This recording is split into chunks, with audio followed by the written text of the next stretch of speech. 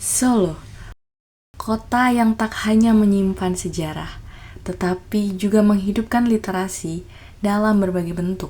Bukan hanya di perpustakaan atau sekolah, tetapi di setiap sudut jalan dan di benda-benda yang menyimpan banyak kisah.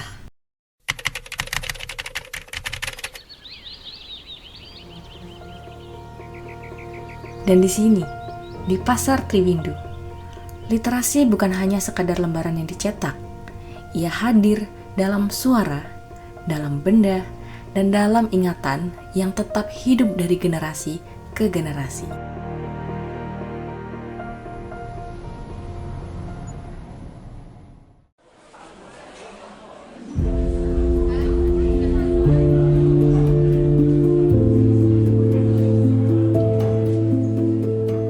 Literasi bukan hanya tentang membaca, tetapi juga tentang mendengarkan.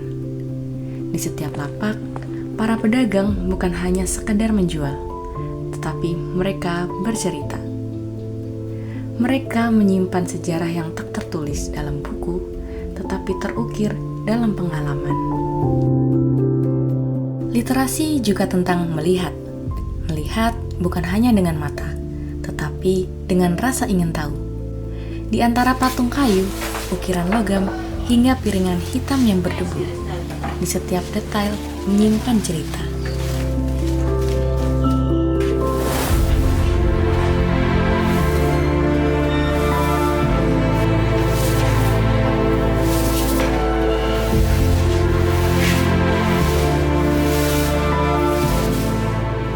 Dan Dakon ini juga salah satu, kalau diurut-urutkan, belajar matematika.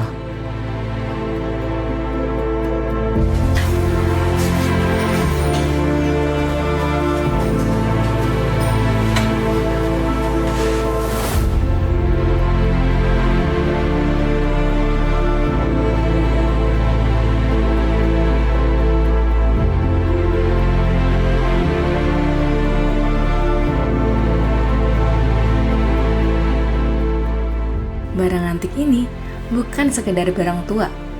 Mereka saksi waktu.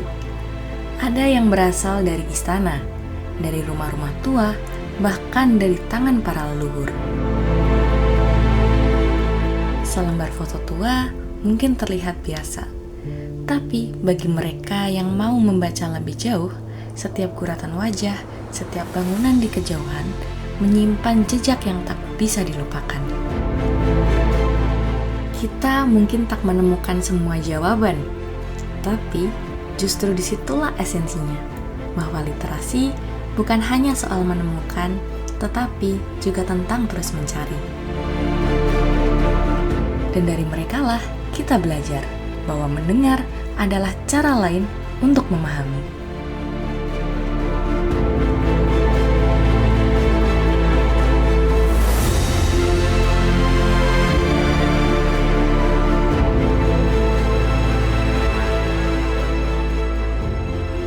Di dunia yang serba cepat, di mana informasi ada dalam genggaman, kita sering lupa bahwa nilai sejati ada di dalam kisah yang diwariskan.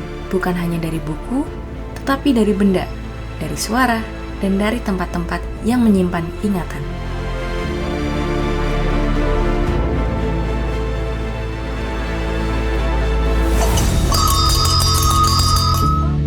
Hampir semua saya tahu, adanya tahu. Seneng baca, seneng tanya sama Mbah Bugel. Misalkan uang kuno.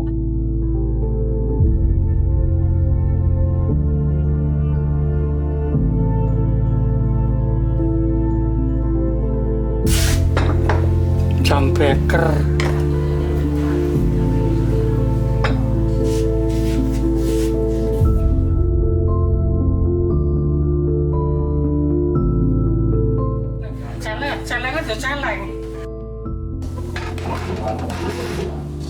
Senjata genggam.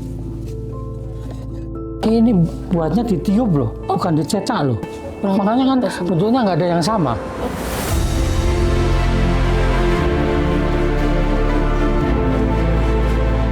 Ini namanya bas.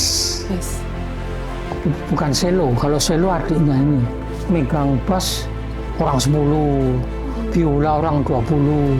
Kalau orkestra besar ini namanya wayang beber, tapi ini ngambil cerita Punokawan, wayang yang berwujud lukisan.